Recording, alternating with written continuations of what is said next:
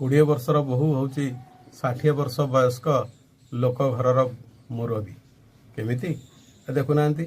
20 वर्षर झीटे से गोटे 25-30 वर्षर पुओ को भल पाइला पर पुओ जाकि घरे बापा कहला बापा कहले हो ठीक अच्छे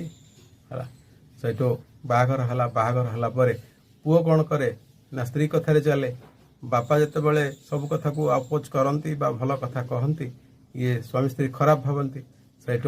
जिते बड़े असुविधा आसी पहुँचला लोक मैंने ससुर को दोष देले है ससुर किंतु कहले कहले ना ना यहाँ मोर दोष नुह पुओ तुम तोर दोष बहुर दोष है ना केमिति कौन